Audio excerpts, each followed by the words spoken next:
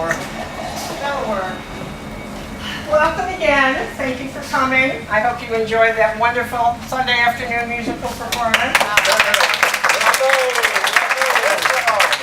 to believe that we know such amazingly talented people, and we're so happy to be here. What about me? And you too. Okay. Those of you who know me know I will keep this short and sweet, but I do need to say a few things. This is an important occasion for me, as you all know. We're standing here today to celebrate my 5th year birthday. My second chance, exactly 5 years ago to the day. I checked into Northwestern Memorial Hospital, Prentice Women's Section, 16th floor, deluxe hotel in the sky. Not that deluxe. Not deluxe at all. And that began a very hard journey that lasted several months and several years. But the good news is, it worked. It worked. It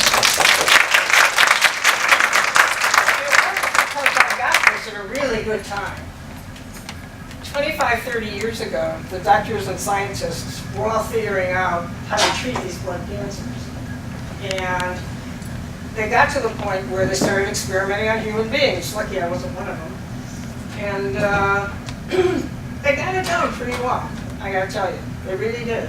And what became a death sentence then became a life sentence. So I was very blessed when Be The Match ran my profile through their computers and they found my donor.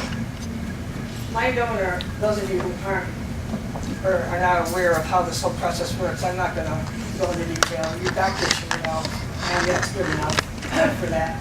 But you can't get a stem cell transplant unless you get at least an 8 out of 10, what they call an HLA match. And then there's 2 other factors that if you match, you become a 12 out of 12. Very few people make the 12 out of 12. My donor and I were 10 out of 10 plus 2. So we were 12 out of 12. I must have the strongest damn stem cells in the universe. You put up with me. Some of you met my donor last year. His name is Michael Franco. And what happened was, to Be The Match and your doctors won't let you meet your donor until you've survived a year. They feel that if something happens, they don't want people to make that connection. It's then up to you whether you want to meet your donor, and up to him if he wants to meet you. So, needless to say, I wanted to meet him. Or her. I didn't know it was him, I didn't know it was her, I didn't know anything about it. So, I get this letter the day of the transplant, and it says, "Dear recipient, hello. First of all, good luck with everything today. I can't tell you my name, but here is what I can tell you. I am a single father. I am divorced with 2 girls. Angelina is my oldest, and she is 4.5. And Olivia is my youngest. She's 3. I work for the police department and also in the U.S. Coast Guard Reserves. I'm an outgoing person who gets along with everyone. I hope this letter finds you in good spirits." Oh, brother. You should only have known. "And just remember that if you get the sudden urge to start new things that you may not have ever thought of doing before, like skydiving, shooting guns at a range, martial arts, driving very fast," that would never be me, of course, "and going on trips to adventurous places," for sure that would never ever be me or be in here. "Well, then you'll know that the transplant is going great. And you and me have now become that much closer, because my bone marrow is now yours. Good luck with your treatments, and I hope to hear from you soon. From donor." Well, I wrote him back, and maybe 2 weeks later the phone rings. My cell phone rings. "Hi, it's Mike." "Mike? Mike, your daughter." "Mike, you sound so far away." "Oh, I'm in I'm in Afghanistan. I said, what are you doing in Afghanistan? He said, I'm in the reserves. They sent me here for a year. I said, oh, for God's sake, you better not die. I have to meet you. You better take care of yourself. And that's how the whole thing started. I'd like to hear Sharon read some excerpts that some of you wrote last year to Mike.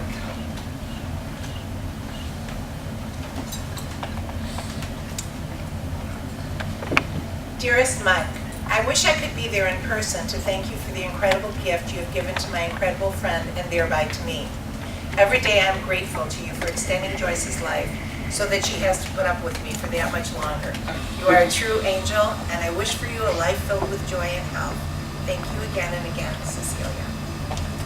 Mike's praises should be sung because we've heard so much about this remarkable young man ever since day one, when we could not believe that a total stranger stopped in at the last minute to literally save your life.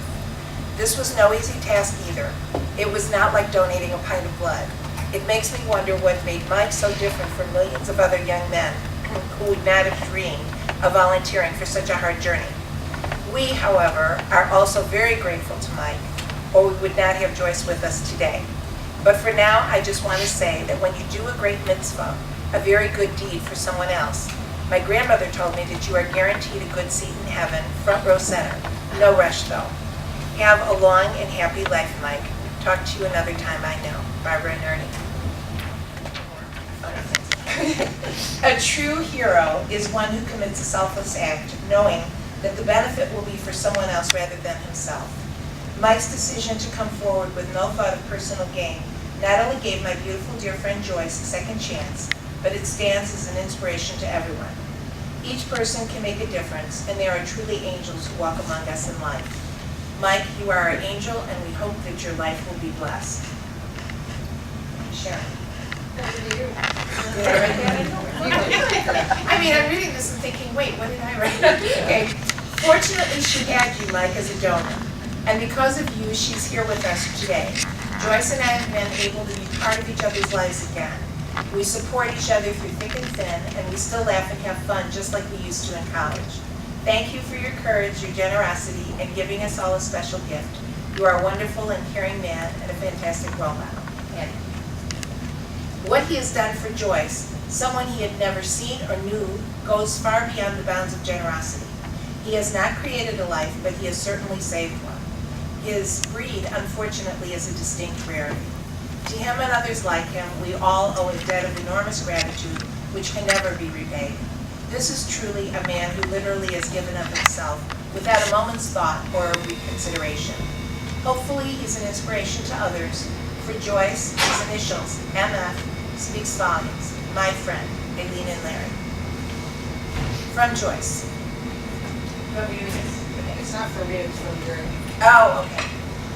Family and dearest friends. As you know, I met my donor, Mike Franco, for the first time this Friday, March 22nd. Gary and I are sad that most of you cannot join us for this very special weekend.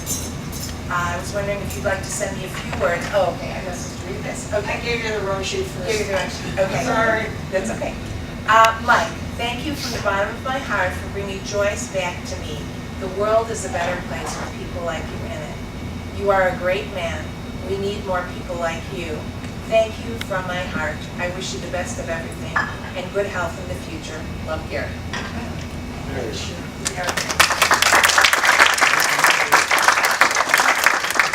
I have many, many other wonderful tributes to Mike that some of you wrote. We couldn't read all of them, but those of you that wrote them, you know that they were very special to us.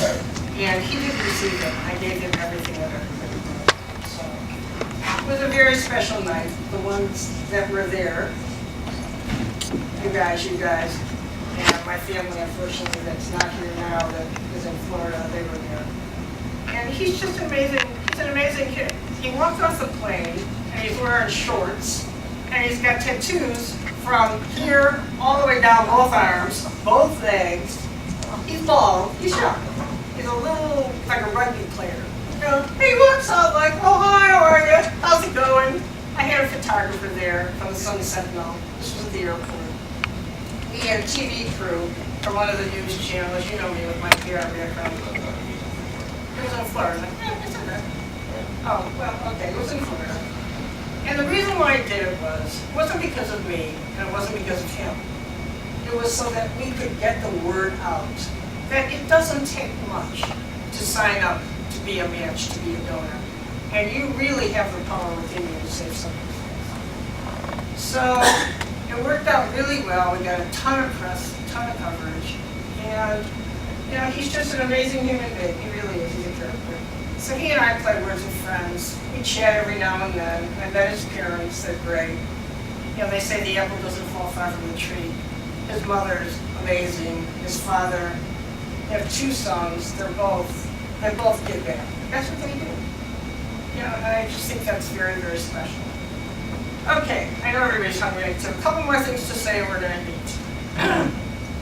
What I want to say is, nobody knows what life is in store for them. None of us.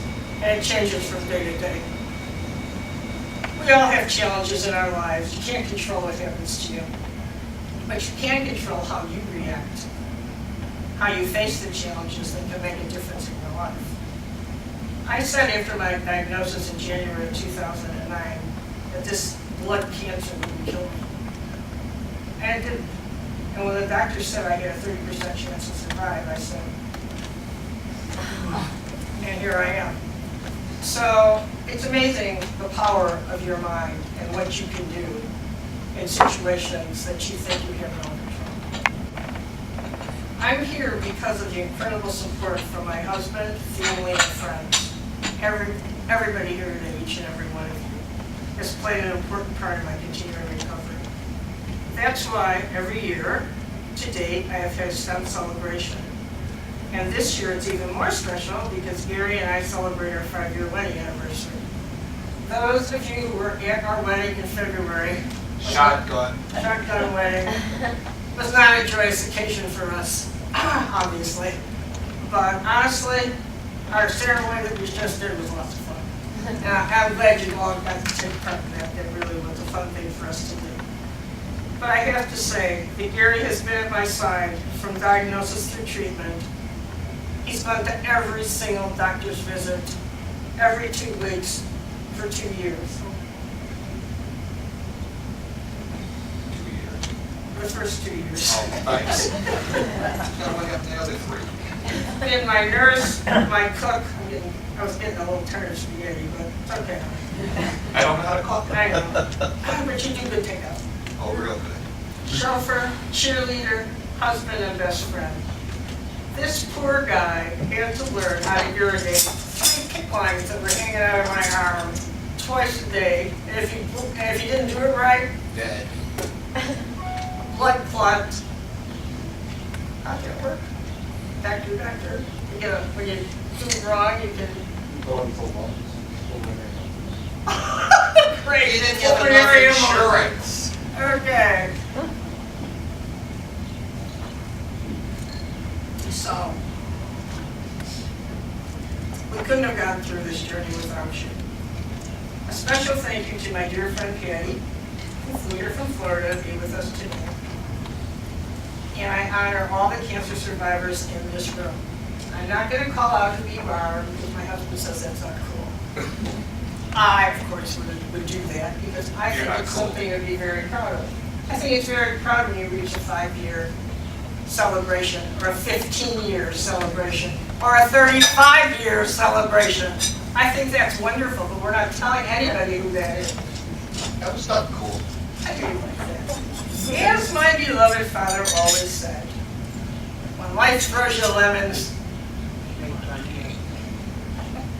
Thanks, guys. Really, really. And now, wait all this time, we're going to do lunch. And we're going to start with me. It's my table and my hurry. How about a toast? But just so There. you know, you each have a bag in front of you that has treats that 5-year-olds love. Some of you have mac and cheese. Some of you have little Teddy Graham cookies. Some of you have SpaghettiOs. It's okay. Bubble In a restaurant. And that's what I'm gonna won the jelly bean contest. And I will announce that later. What about a toast? Joyce and Gary. Oh, there you go. L'chaim. Oh, I'm so sorry. I'm so glad. Joyce and Garrett. To all of you.